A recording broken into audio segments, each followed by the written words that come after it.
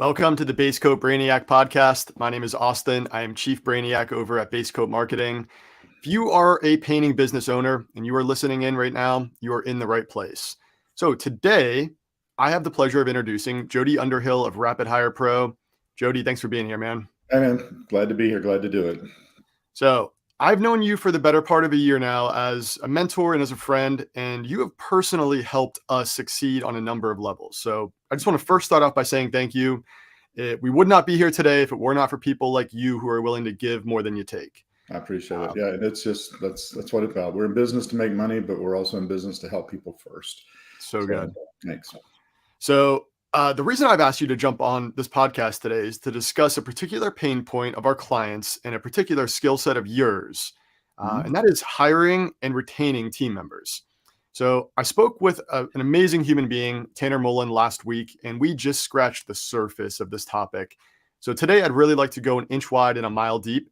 But before we get too far into the weeds, let's hear it from you, Jody. Tell us your story, man. Why are you here today? How'd you get here? Yeah. Why am I the guy here talking to you today? And why should you take your time to listen to me? That's how I always start everything else. So just a little backstory is I'm not really a recruiter. I'm a marketer. That's how you and I know each other from the marketing side.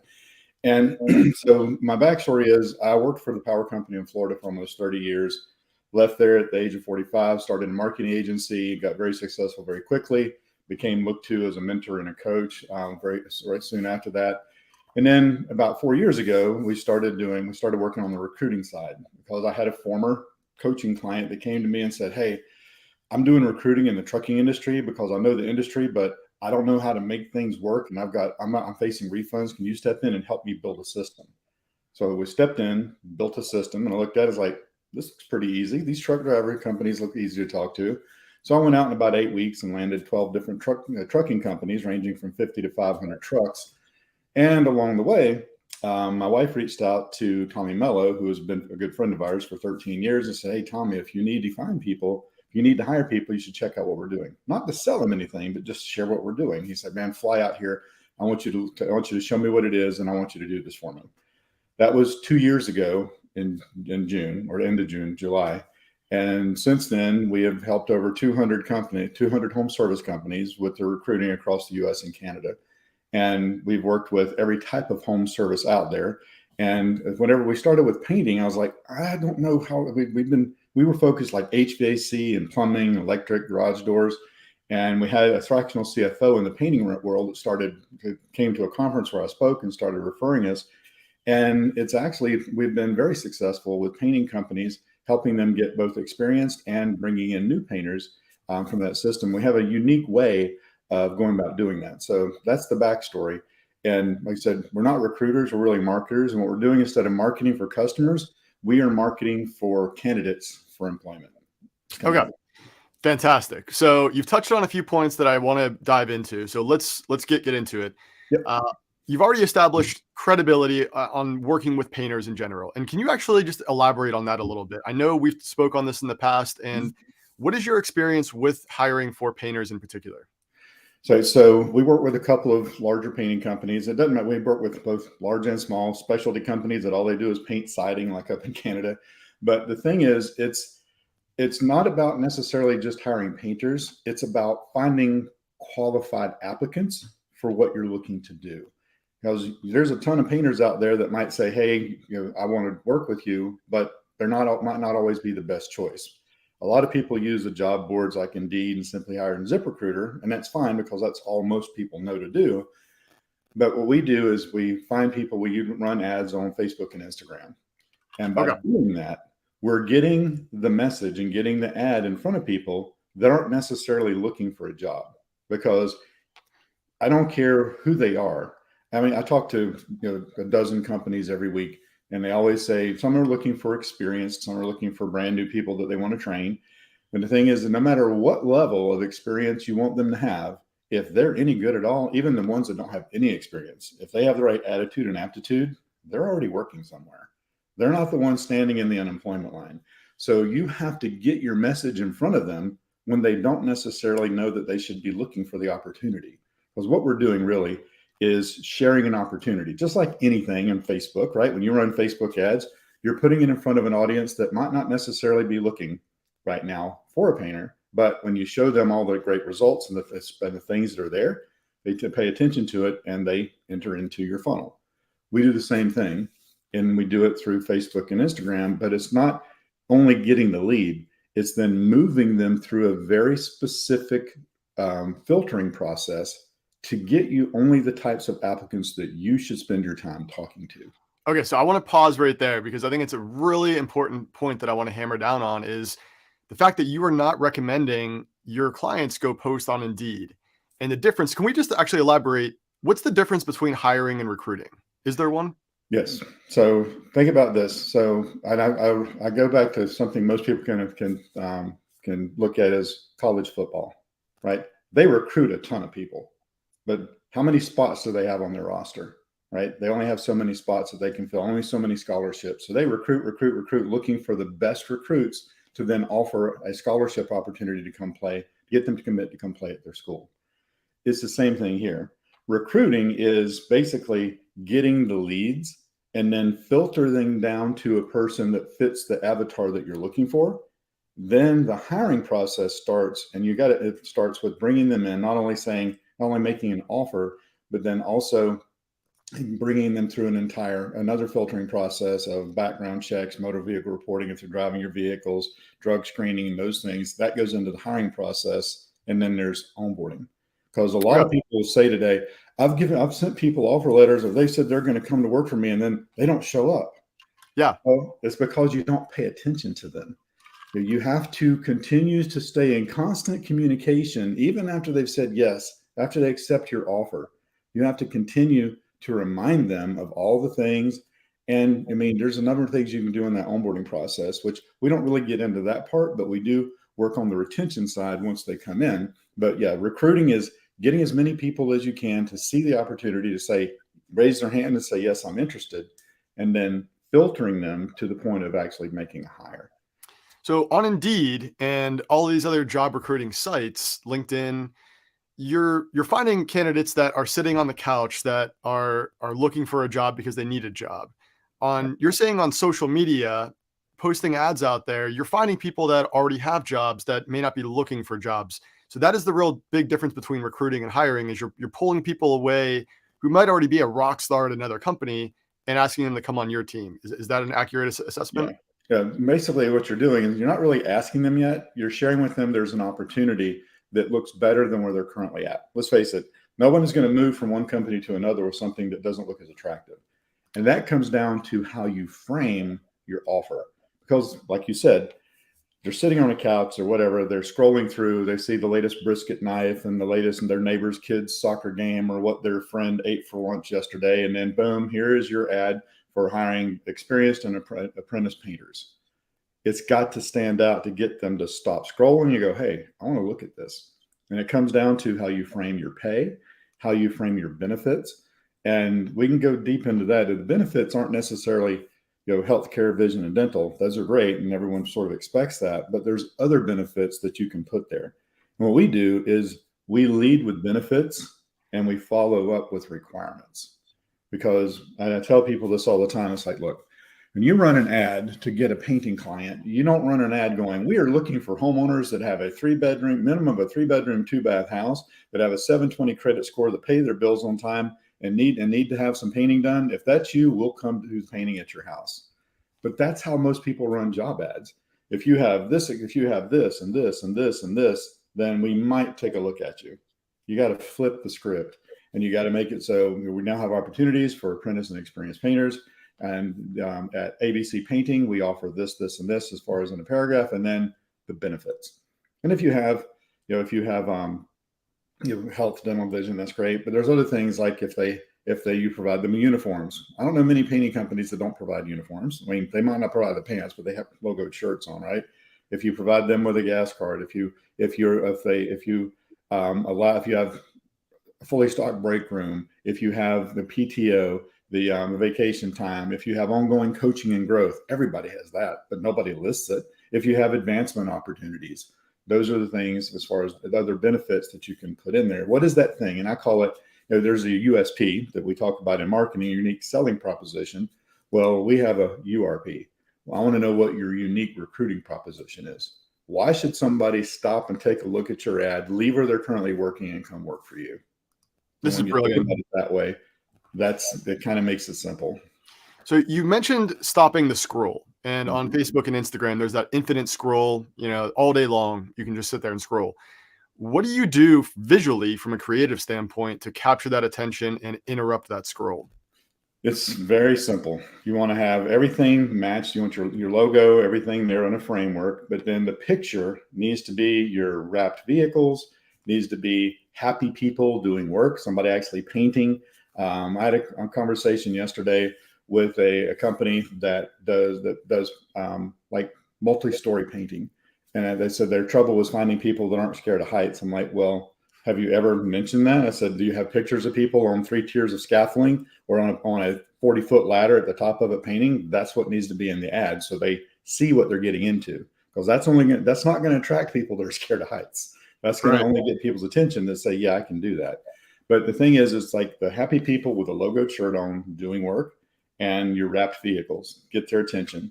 The other thing that happens, and if we can get into it, is with ads on Facebook and Instagram, they fall into a special ad category of employment. So you Mhm. can't target people. You're like, how do you target these people? You can't. You can't target by age, by gender, by interest, or anything. So you have to show it to everyone in a geographic region. The smallest circle, if you're doing regular ads, you can ask for them to be a homeowner and all kind of filters. With this, you can only show it to people in a geographic area, and the smallest circle is 15 miles. And then you can expand as big as you want from there.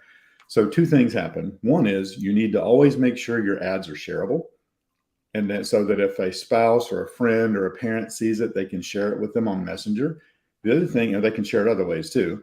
The other part of it is that with that, because you can't limit who sees it and everyone does, it actually will start increasing calls for service because people will call for service from your employment ads if they look great. Because you do a great job of branding. I mean, come on, your brand is special to you. It's like your baby because you created it, you've built that name, and you want to make sure that it's represented in the best way possible. And when you do that, people see it as a standout, and they will actually call for service from it as well. That's not the main reason for it, but it just expands your branding.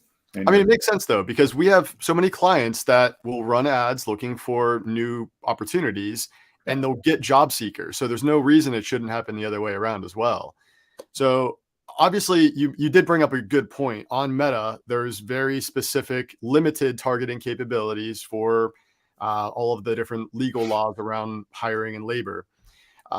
What types of ads do you typically run? Are those going to be messenger ads, lead form ads? How do you weed out that 90% of trash that's out there? yeah. Everything we do is lead form ads because really, there's no more job ads on Meta. They on your page you could run a job ad. That's gone now. You know, if you're going to run an ad, you got to run it through your business manager account, through an ad account.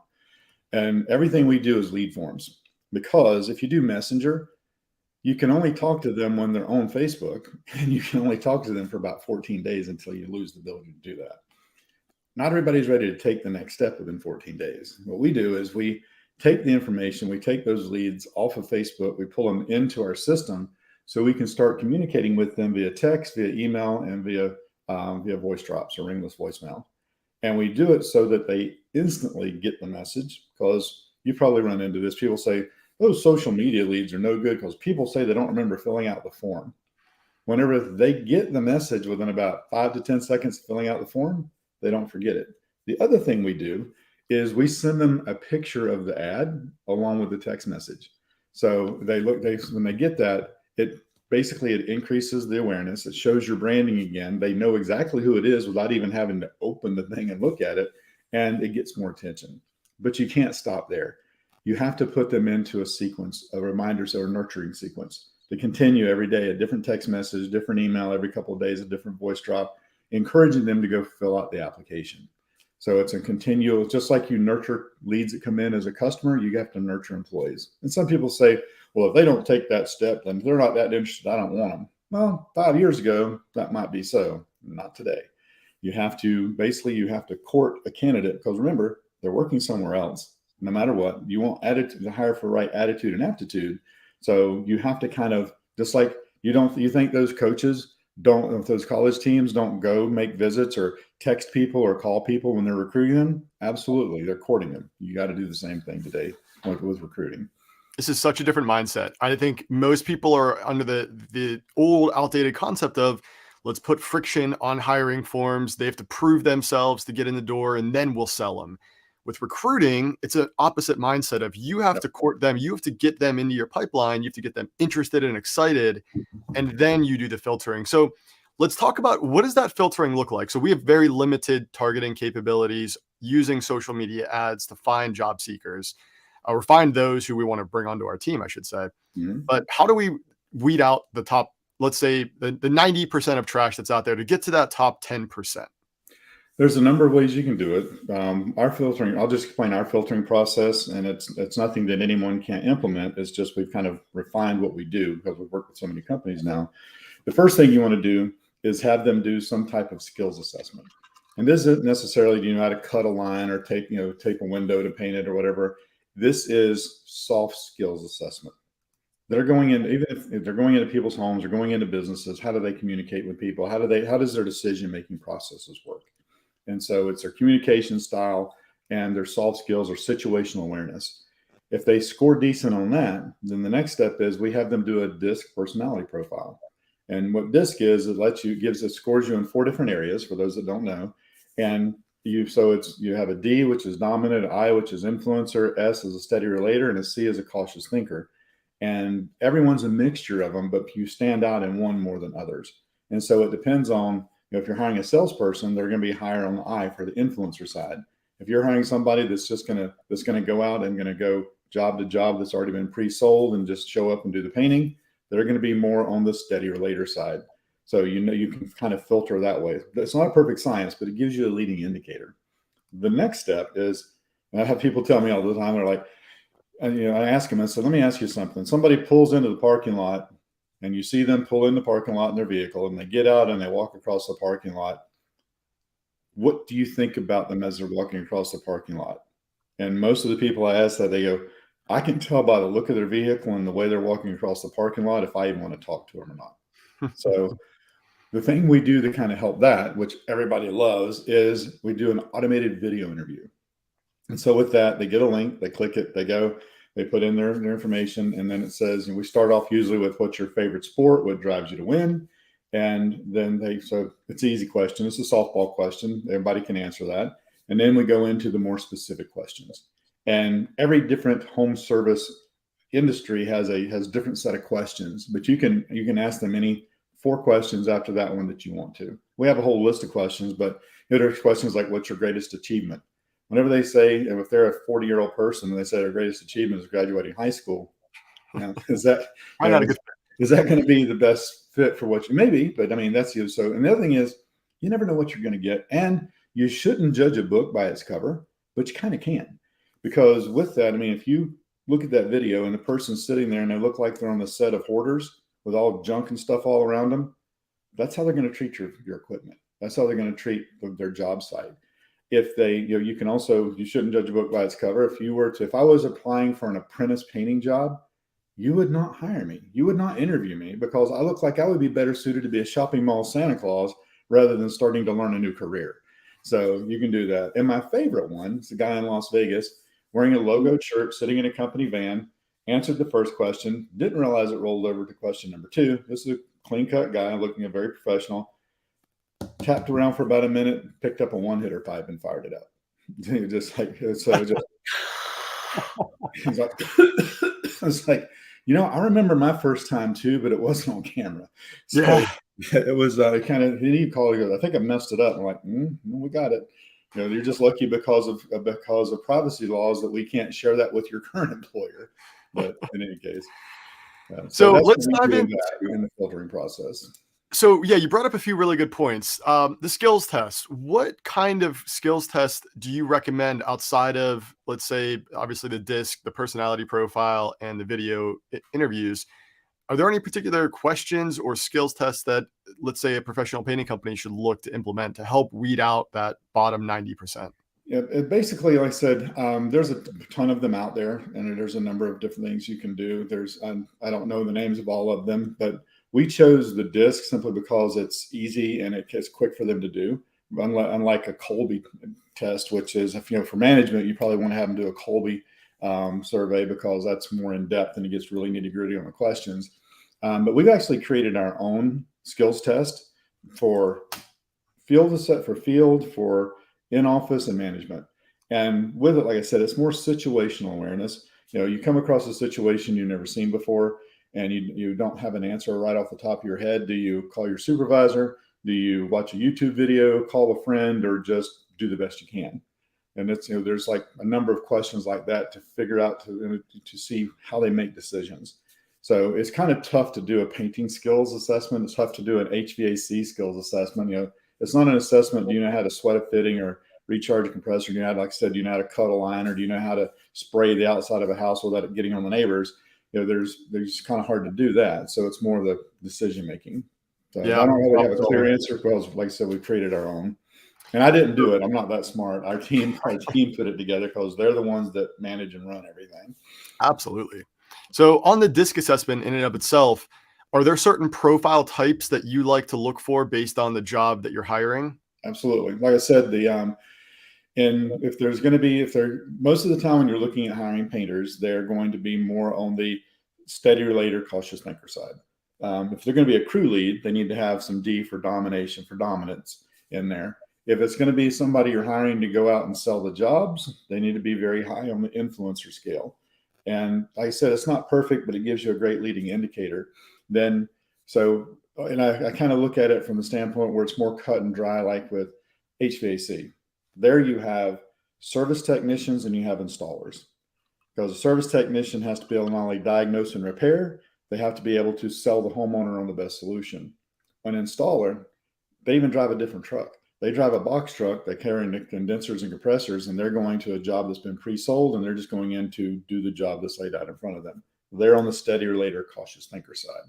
So when it comes to painting, like I said, if it's going to be somebody that's just they're brand new coming in, and they just want them to be, go and just do the job, they're going to be on the SC side. And then if it's going to be somebody that's a crew lead, because there's a mixture in there, but so that's kind of how we look at it from that standpoint. Yeah. So like, for instance, I'm a very high D&I, and I think it's important to understand that those personality tests, they're more of a metric that you should look at from a high level to say, all right, if I'm hiring, let's say, a tech and he's high D&I, he's probably going to get bored. Right. And it's that mindset of, this is not necessarily saying that they're a bad fit. This is just where their energy goes given any situation. Right. So awesome. And then obviously, yeah, those one-way video interviews have been a game changer. There's so many little tidbits that you can pull from those right off the bat. Are they a good communicator, being the first one, that we love using those. So, all right. So let's say you get to that top 10% of candidates out there using the skills to test, personality assessment, and one-way video interview questions. How do we get to that top 1% though? What's the interview process look like that you recommend? So every company has their own way of doing that. And so one of the things, when they ask us those questions, they look, what's most important for this person to be able to do. And then one of the questions that I got from what's the name of it? It's up there somewhere. It's one of the hiring books. But anyway, the question, instead of saying, the age-old interview question is, tell me what's your biggest weakness, what's your biggest strength? They're just going to tell you what they think you want to hear. They're going to try to take their weakness and turn it into a strength, right? Mm-hmm. One of my weaknesses is sometimes I'm too task oriented, and I'll stay on the job to get it finished, and people get upset because I want to do too good of a job, right? But the way you get around that, and I've used this a bunch, and it's like, Austin, whenever I call your last supervisor and I talk to them, what do you think they're going to tell me your biggest weakness is? Love that question. Now, then they say, what do you think they'll tell me your biggest strength is? So now they have to come from a place of what they think that supervisor is going to say, because you don't go, if I call, when I call and talk to your previous supervisor. That way, because it makes it real. And it doesn't matter if you call them or not, but you're going to get the answer you're looking for whenever you ask those questions. And then so that gives you lets you know immediately if they are going to be honest with you, because if they stutter and stammer and can't get through that, there's something they're hiding. So that's, but like I said, We don't get into the full interview process because we work with so many different industries and everyone has their own little different way of doing it. But I do recommend that everybody ask the question for their strengths and weaknesses that way. And that's been very helpful for everyone we work with. Yeah, and I think that's a good point, though, is just in general, we want to avoid hypothetical questions because it allows that candidate to come up with whatever answer they think is going to fit best to that question. And instead, talking about, tell me about a time when, or what if I do this? How would you react based on your past experience? Like we always want to talk about an experiential question more than anything else. But I guess in general, are there any, let's say, consistent pain points that you see as a failure on the interview process or things that you maybe tell your clients to avoid during the interview process outside of just avoiding hypothetical questions? The biggest thing is making it them paying attention, right? Validating the thing that the person took the time to come there to be there for the interview. Because too many of them, once that person has said yes and they show up for the interview, they revert back into that. Okay, you want to work here? I'm going to grill you, and you still have to do it. You have to be friendly. You have to show the interest in the fact that you're glad that they came in today. You got to continue to do that and moving that so that you validate them, but also biggest thing we have people say that they schedule an interview and the people don't show up for it. Again, nurturing. Tell them the day before, hey, just a reminder, we have an in-person interview at our office. Send them a picture of the office with the address and say at 10 o'clock tomorrow, please please respond yes if you're going to be here. Making them respond to that. And then from there, having them the next day, the hour before, and then when they get there, having it very welcoming when they get there. Don't act like you're too busy or you got a bunch of stuff going on. Make that your priority and make them feel like a priority. But remember, these are the top of the people that you want to talk to. So you don't want to blow them off. The biggest thing we have is the biggest issue with most people with interviewing isn't the interview itself. It is not moving quick enough for the interview. So like if you go through this, even you say your HR department is going through and here's a candidate, no matter who it is, doesn't have to be us. Here's a candidate, and then waiting a week before you get around to talking to them about an interview. They're gone, right? They're already they've moved on. They're looking at something else and they've lost interest. So it's moving quickly. The biggest issue we have is with people who we say, here's a great client. They look at it and then they say they'll schedule the interview 2 weeks out. They're going to be gone. So do it as quickly as possible. But when you do that, no matter what questions you ask them, treat them like they're gold when they get there, and then they'll relax. The barriers will come down, and they'll be much more receptive to what you offer them. You have to treat them like a lead, and I think that's where a lot of guys fail. Is they look at these people as, again, they have to prove themselves to you. But no, you're selling this job, you're selling this opportunity. And you have to give them every opportunity to say yes. So that's really, I think, the big difference, that just to reiterate, between hiring and recruiting. One is you're selling them. One is they have to sell to you. But one is going to find trash candidates. One is going to get you to that top 10% pretty quick. Right. So, all right. So we've established how you go about finding quality candidates. You're looking for people who aren't necessarily looking for jobs on social media using job recruiting ads or lead form ads. Once you get them into the pipeline, you have to hammer them. You have to get them to show up to that interview. You have to make sure the interview process is prioritized, having the right questions in there, doing the skills tests. So you find that top 1%, you find that A player, you get them on your team. This is something I had no idea you even offered your clients, but you're paying for all of this energy that's going into hiring, right? So whether that's you doing it yourself or paying a company like RapidHirePro, that's time is money. So you're paying for this process. You find the right people, you get them on your team. How do you retain them? How do you keep them engaged? So to kind of set the stage a little bit, though, a lot of people, if you look at it, you're hiring people. Why are you hiring them? Are you hiring because people left? Not that they left, not that you fired them. They left and they went somewhere else. Why did they leave? It's not always for money. A lot of times it's for work-life balance issues and those kind of things. The other thing is it's lack of engagement. So lack of engagement, basically the studies have shown that a disengaged employee is losing your business about $17,000 a year in profits. And from that, the reason being is because a disengaged employee there's engaged and disengaged, and then there's the outer elements, and that's actively disengaged and actively engaged. A disengaged employee is kind of like, they don't really, they're there to do the job, and they are just going to do what they have to, and they're not going to go out of the way to do anything. An actively disengaged employee actually is souring the people around them. It's kind of like a cancer. And they're not talking nicely to the customers. They get negative reviews, and they're typically actively looking to go somewhere else. Where a highly engaged employee is, the engaged employee is doing a great job. They're a great team member. They're talking nice to the customers. They're doing everything they should do. They're showing up early. They're getting to the job on time. They're doing a great job. Where a highly engaged employee is an ambassador for the company. They represent your core values, and they do that on a consistent basis. They're actually the ones that bring in referrals from other people, refer other people to come work for your company. They actually get great reviews, and they actually help you build your business. They become a leader in the team. So how do you do that? That's on the retention side. So highly engaged employees very rarely leave. So I had this conversation with Tommy Mello with A1 Garage Door. He was like, I want to go all these places. I want to hire everyone's A players away from them. I was like, that sounds good. I said, but let me ask you a question. Who's your top guy? He's like, Robin. I'm like, okay. How long has Robin been with you? He's like, been with me for 5 years. And he's your top guy. Yeah, he's a $1 million plus producer every year. And he does everything great. I was like, what do you think it would take for him to leave your company and go work for the neighboring garage door company? He goes, he would never leave. I'm like, exactly. So I said, because he's highly engaged. So when looking at that, the engagement comes down to communication, believe it or not. It's making them feel validated. It's not rah, pom type stuff, but it's having a communication system in place that's continuing to engage every employee on almost a daily basis.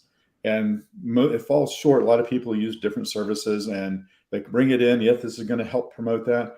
And it falls short because no one at the company is usually responsible for managing it. Where you need, just like with our service with recruiting, you have an account manager that manages the process. You have to have a retention specialist that's managing that process. And with that, the engagement is, recognizing their anniversaries, recognizing their birthdays, recognizing 5-star reviews. Because whenever team members see that somebody's gotten a couple of 5-star reviews, rewarding people for the 5-star reviews, they want to step up and they want to get recognized for getting 5-star reviews. They want to be in that place. And also giving, most people say only about 20% of companies give supervisors the ability to give recognition to employees.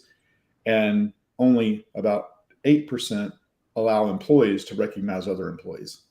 Well, that's one of the biggest things whenever you get them working as a team and they're working together.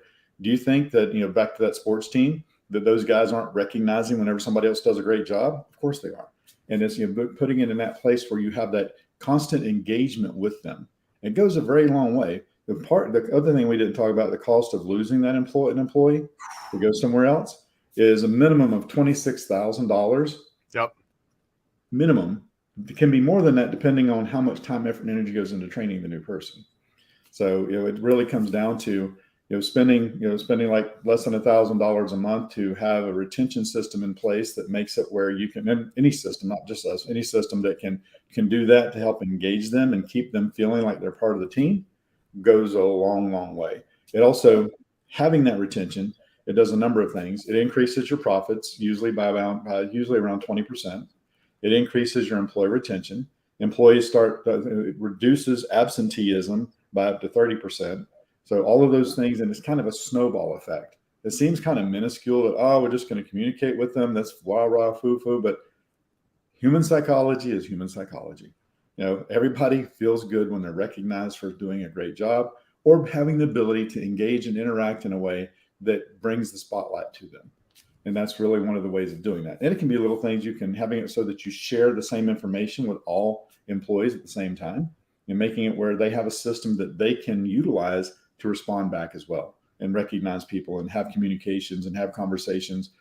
And also, the cool part is doing a pulse check, being able to do a survey with your employees, and so anonymously they can give you feedback on issues that you might see. Or you might unearth issues that you don't really know are there when you just ask them basic questions on a pulse check so that you can get ahead of any issues that are happening out there.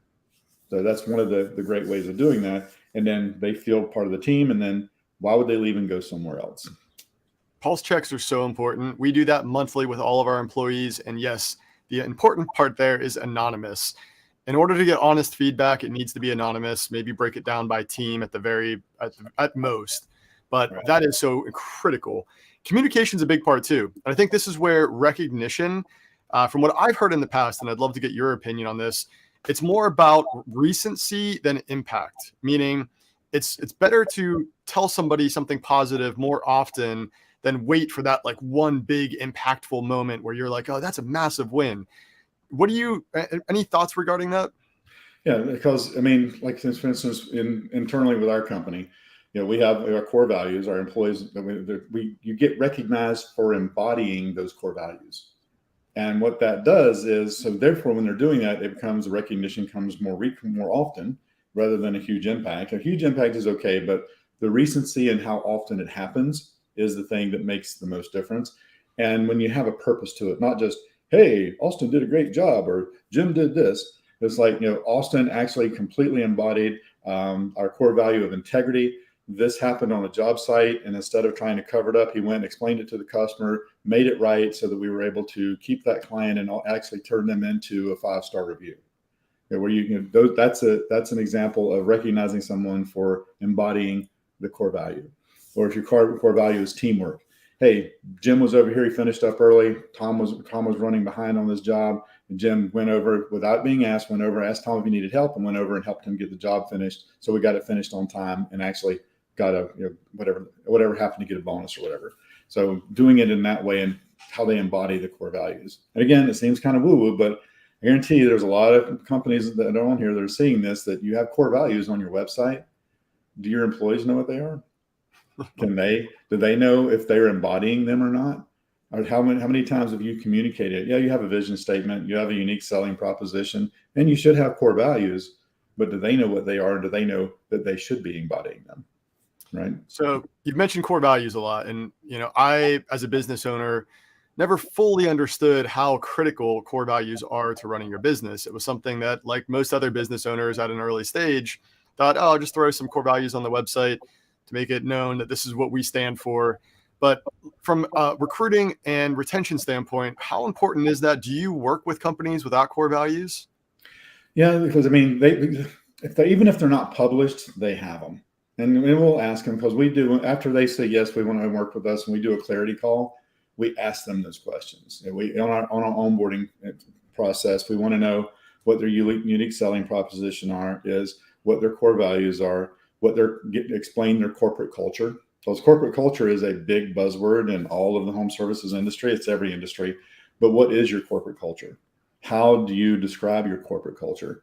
How would your employees describe your corporate culture? And there's those things that you can do, like I mentioned, company and team events. We're kind of scraping by. I don't know. We can't really do a big event.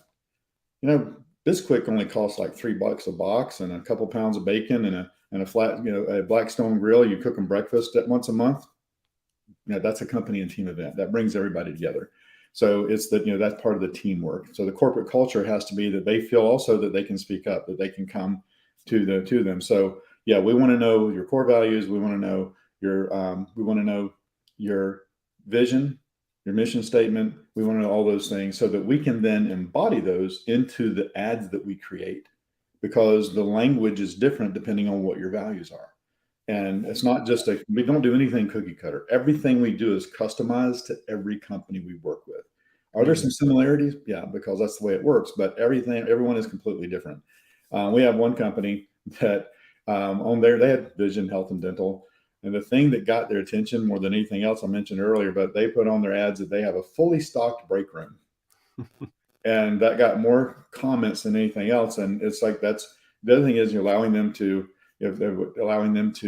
do things that they can work-life balance. Like if they have a special event they need to attend, making arrangements so that they can do that and those things. But yeah, and that comes down to your core. If your core values are teamwork, then in recognition, then that goes a long way to making them feel part of it. And when they feel part of it, they become engaged. Yeah, so important. And something you've touched on, and actually I wanted to dive into this a little further, is when we're talking about retention, what do you think is more important for the hiring, recruiting, and retention process? The salary, so like what you're actually paying somebody versus the actual benefits you're offering, or are they both equally as important? They're both important because you can have great benefits, but if you're paying below scale, that's usually not going to work.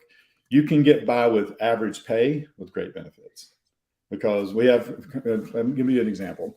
So we have one company that they went and bought another company, and the company they bought had old vehicles. They were run down. They stayed in the shop usually one day a week. The truck was broke down, so they weren't working.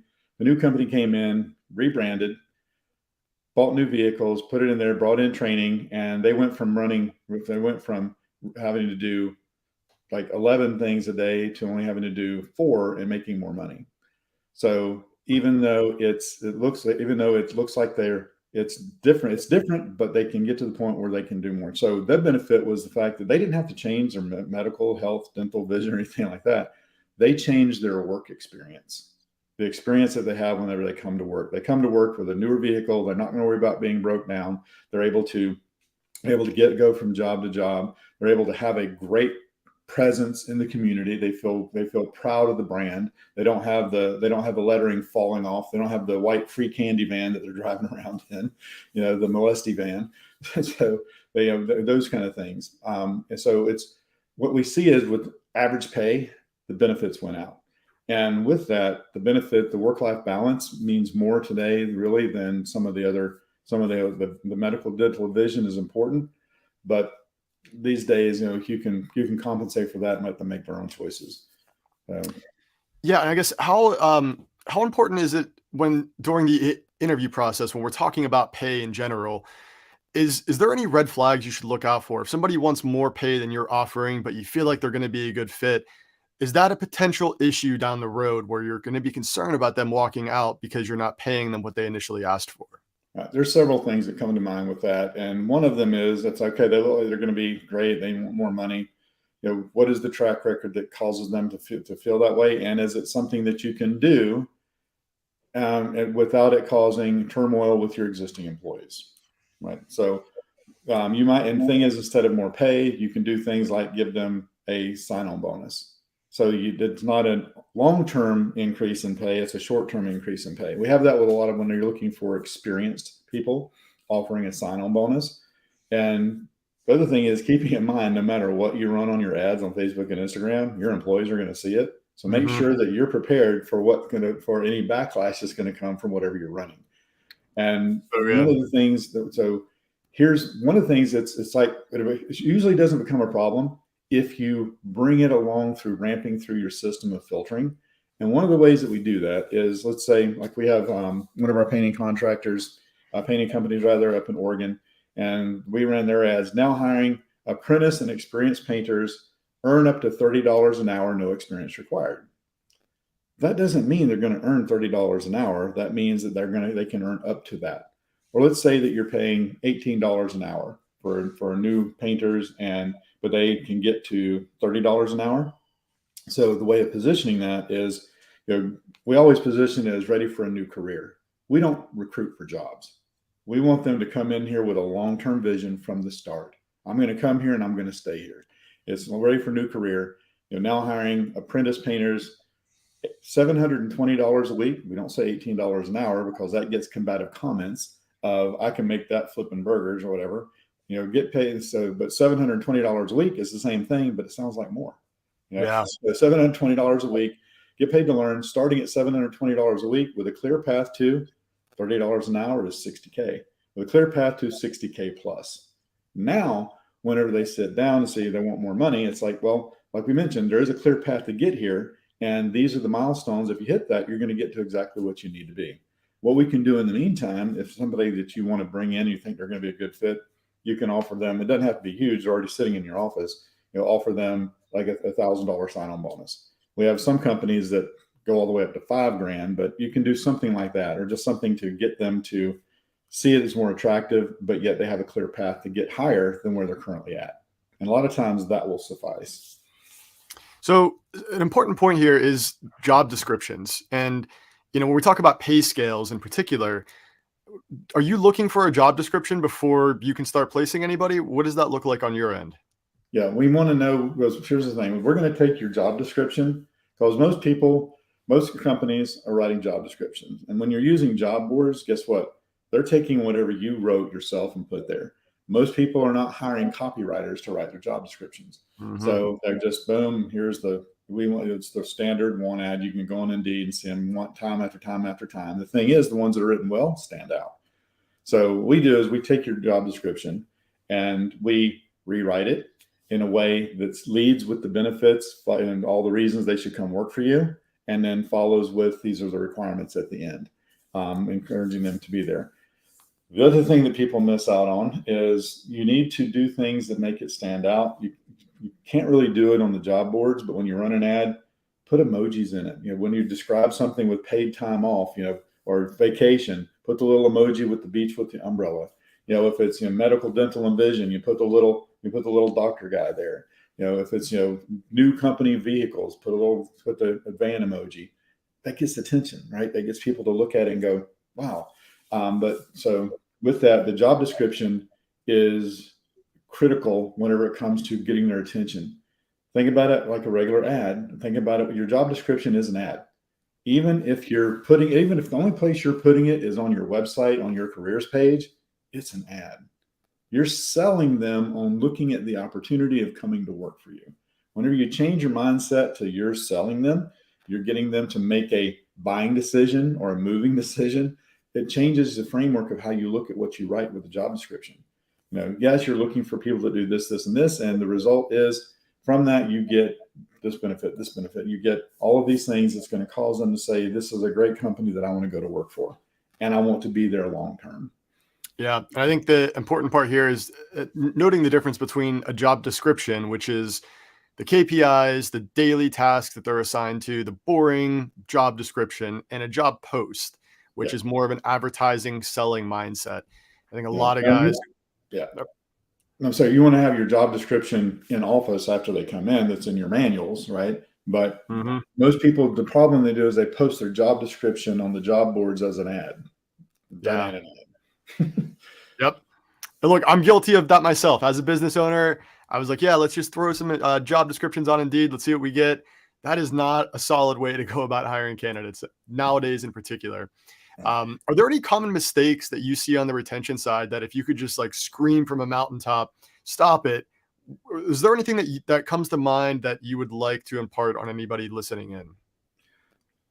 Have somebody that's able, even if you don't have an ability to do a pulse check, have your managers, have your supervisors, have your crew leads looking for anything that they see. If something looks like somebody's unhappy, or there's somebody that's a little bit disgruntled or something, or they say something that's off color, not off color, but kind of out of character, pay attention to it and do something with it, and come from a position of concern. Hey, I know you said this the other day. There's something going on, because most people look at when somebody does a bad job as, they're just slacking off. You don't know what's going on in their life. You don't know what's happening. A lot of times they start as that something happened in their life and it caused them to make a mistake or do something, and they get chastised for it without understanding. Help me understand, can you think of why this might have happened? And then moving to, let's see if we can't solve that problem to make it better for you. Making it so that you can make it so that this is someplace you still want to come to work, and let's help you with that situation. Let's help you with that issue, because you never know what's going on in their life.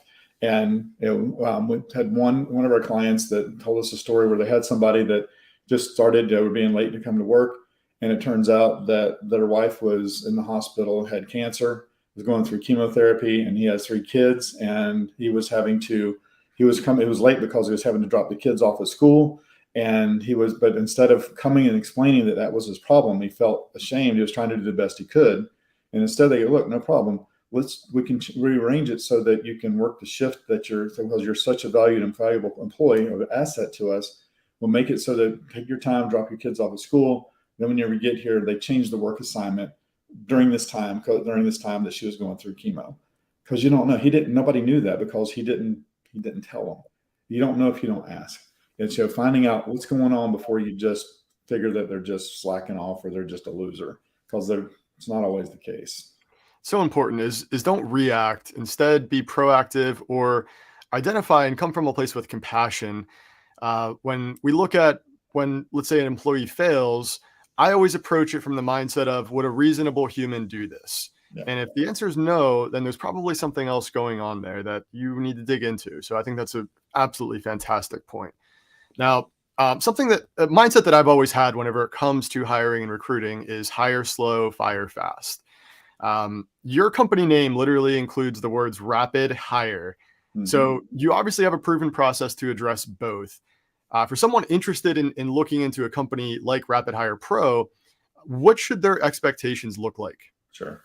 So we're not a quick fix. And even though it's rapid hire, and it's rapid in the fact of as soon as the lead comes in, the communication starts instantly and starts moving them through the process through automations and instantly, and it continues to move that way.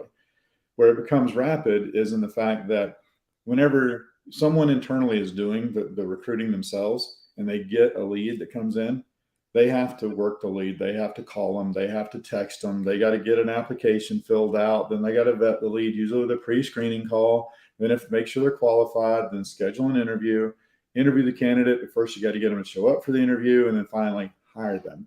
And that can take, because I mean, they're doing this all manually. It can take weeks in order for that to happen, where we can move whenever we get things set up and the leads are coming in, they can move through that process in a matter of days, just a matter of a few days, rather than it taking like a week or two to get through that process. If you look at the testimonials on our website, the main theme they range from a 2-minute testimonial to a 10-minute testimonials, but the main theme through all of it is it's getting a better type of candidate and it happening very quickly. Not only that, but saving them time. So the rapid comes from all of the time that we're saving you in that process. And so from that standpoint, and we're not hiring anyone, you're hiring them, but we're making it so that you can hire more rapidly. And you can be involved in any step of the process. We have, if you look, Fitzpatrick Painting, they're up in Oregon. And they came to us, they were behind the 8 ball. It's like, man, we got to get people quickly. They hired 16 people in 8 days. From the day we turned the ads on, 8 days later, they had hired 16 people. And that's because as soon as the call came in, Chris, who's their guy there, lead came in, he was on the phone talking to them because he needed to get it done quickly. Our typical client has them go through all of the steps of the filtering, and then the account manager says, hey, here's John. You want to take a look at him? They look at it and then decide if they want to interview them. So the rapidness comes from how quickly you want it to happen. From the time that we start, let's say, okay, you want to work with us today. You say, yes, let's do this. We send an agreement over. We get it back. We need to send those onboarding links to get your colors, fonts, branding, and logo. Everything we do is in your name. No one ever knows our name in this entire process but you. And then it takes us about 7 to 10 business days to get everything set up because we do customize everything for every client. It's along with a careers page and the application pages. And then once we show you everything we've created, make sure that you have approved it before I ever publish anything online. And then from there, as you know, if you run Facebook ads, it takes usually 7 to 10 business days for it to ramp up. They have to go through a learning phase. And then we're running 3 to 4 ads for each position, testing it to see which one's going to convert better. And so from the time the ads start, usually within 2 weeks, you start seeing applicants that you actually want to take a look at. So for most part, whenever you publish an ad on Indeed and you get a resume, you're not going to get through them that quickly. Yeah. One of the things we did mention, now you mentioned Indeed before. I'm not saying you should quit posting on Indeed. If some of our clients are using Indeed, we actually have the ability to have those leads feed into our system. And we start them in the process of doing the filtering through the skills assessment, the disc assessment, the video interview. So we are able to do that. And we actually pull the resume from Indeed into our system so that you don't even have to go to Indeed to look at it. You just click a link and it opens the Indeed resume right in the system. So good. So obviously we're looking at a few weeks time frame compared to, let's say, 30 plus days, which in most cases are the average time frame, what I would consider to find a quality candidate that's out there.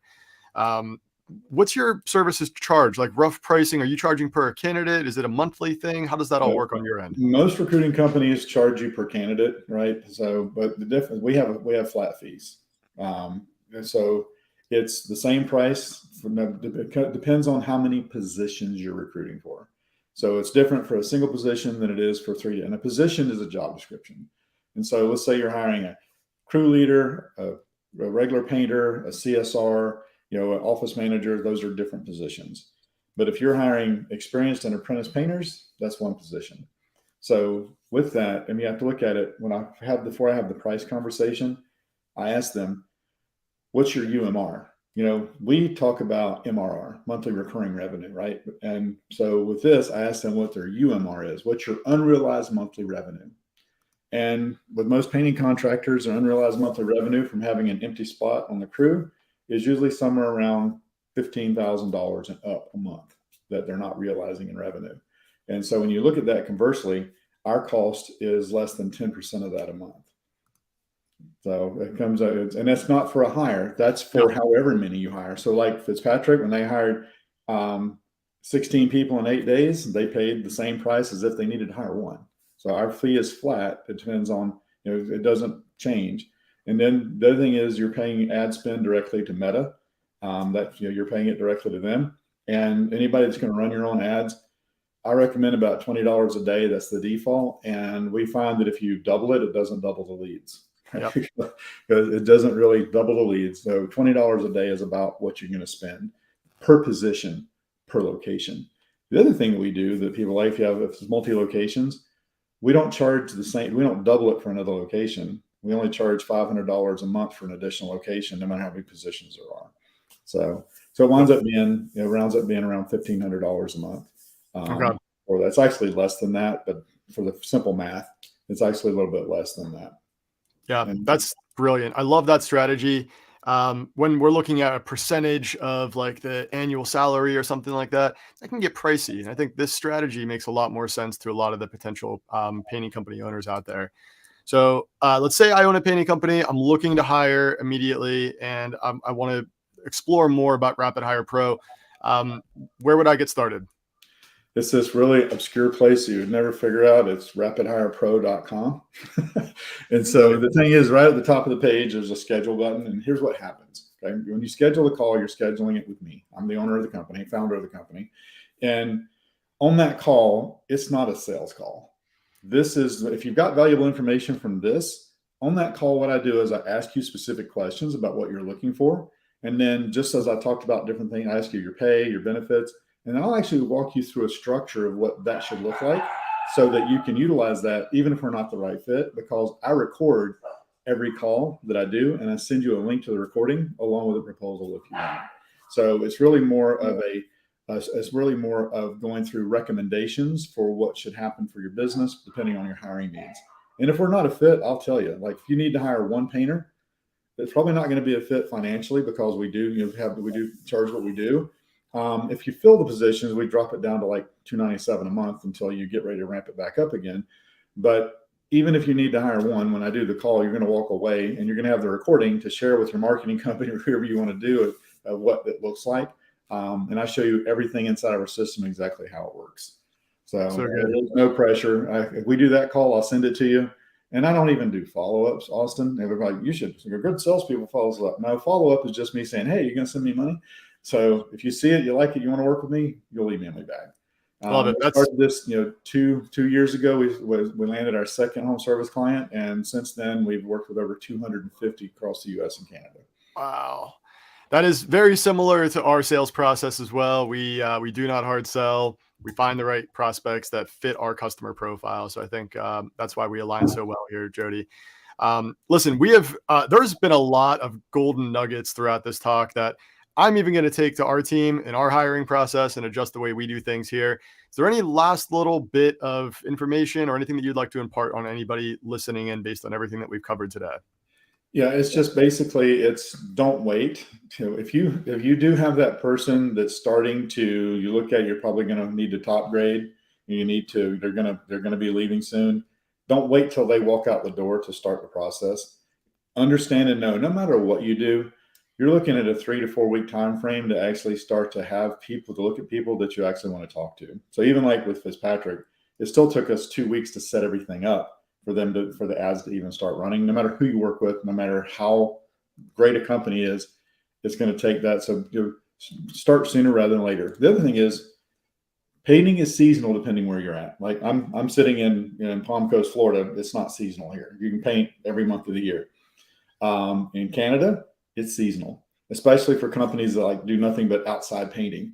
So with that, whenever you go into, you're going to have the winter months that you're off for only doing interior painting, you're going to ramp up in the spring. Start putting things in place 4 weeks before you need to start hiring people. And understand you're going to have to ramp that up, because there are no, I don't care where it's at or who it is, there are no silver bullets, there are no quick fixes. You got to set things up right in order for it to work. So true. Jody, thank you for everything you've imparted today. I always appreciate talking with you. For any of those listening in, go check out Rapid Hire Pro if you're interested in hiring quality candidates fast. Thank you. Have a great week, man. Thanks, everybody.